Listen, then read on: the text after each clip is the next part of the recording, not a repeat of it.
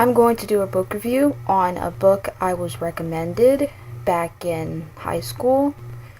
It's called Crank, and when they were talking about it, it just sounded so interesting. I just had to read it.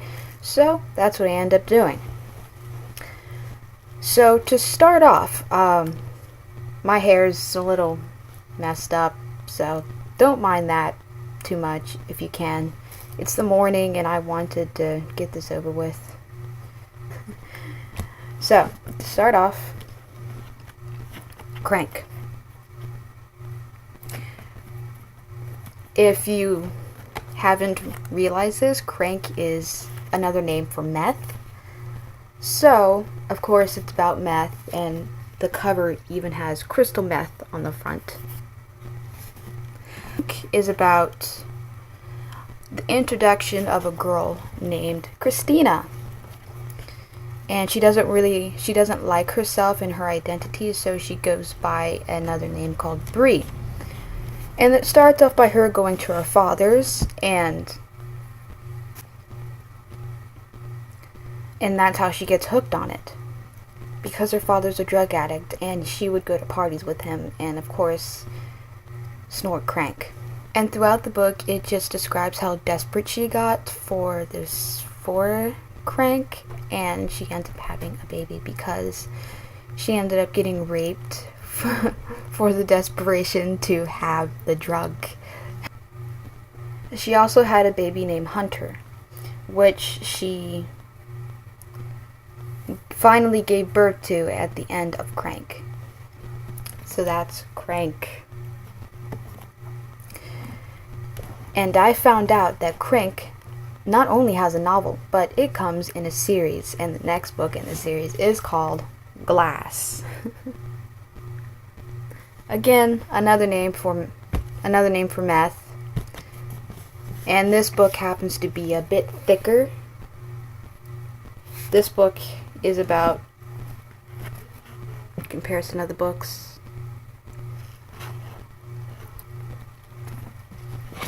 it's like 700 pages, but it's an easy read because it just catches you like it's fish bait or something for humans.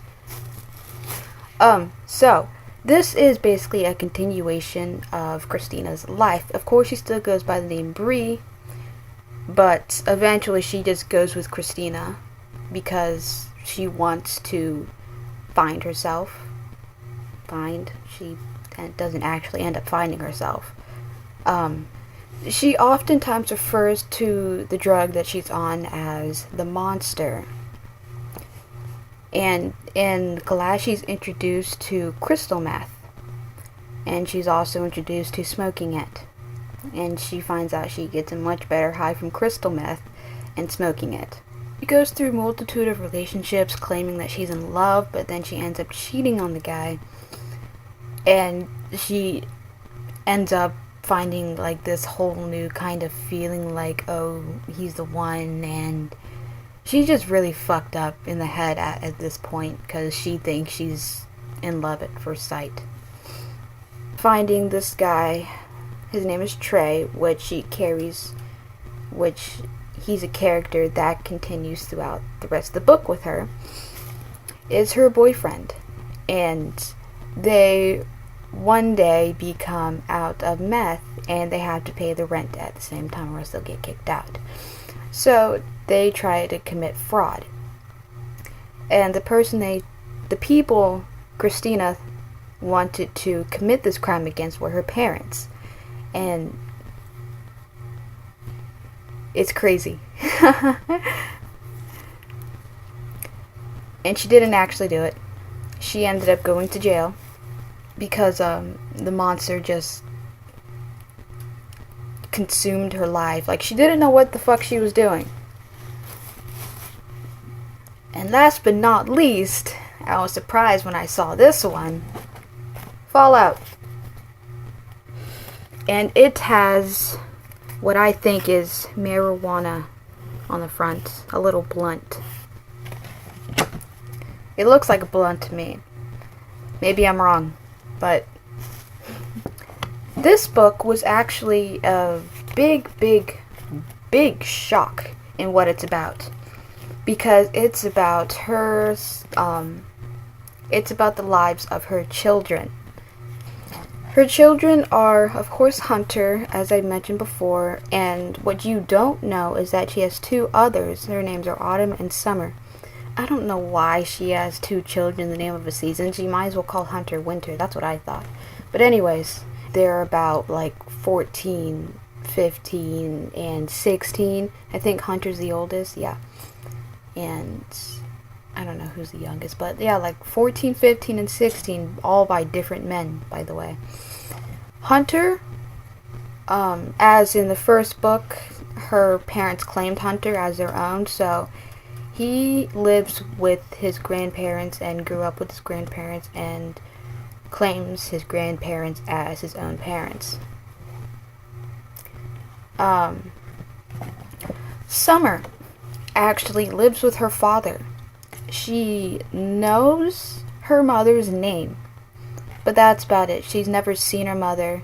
Well, she's called her mother on the phone sometimes, but she never really liked talking to her because she was just so obsessed with herself and everything was just about her.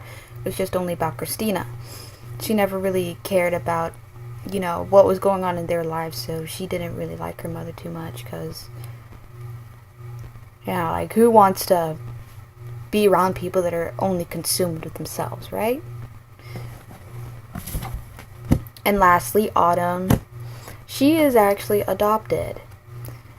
She doesn't know either her mother or her father, and I don't believe she finds out who her father is, but she is adopted, and she actually moves around to a couple of adoption, homes. Foster homes, that's what they're called.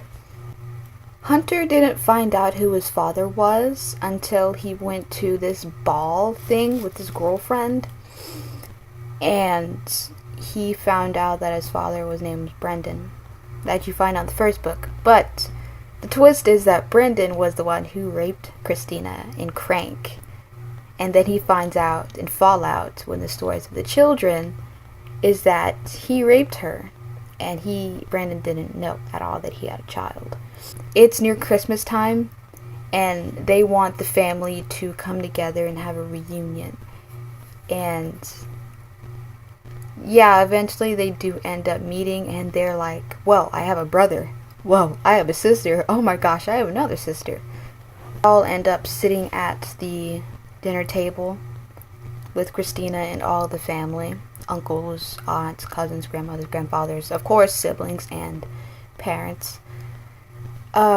So, to those of you who like reading that I don't know that already like to read, you should definitely pick up this book. If you like drugs and drama,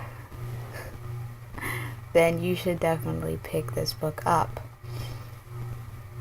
Or the series up, actually. I got it for about $30, I think. I'm not sure, I don't remember.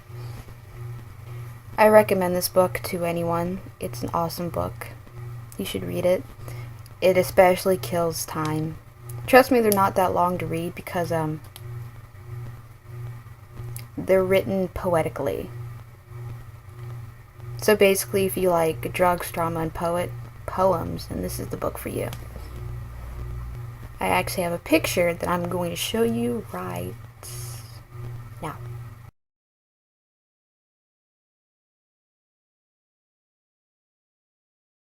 And thank you for watching on my bad hair morning.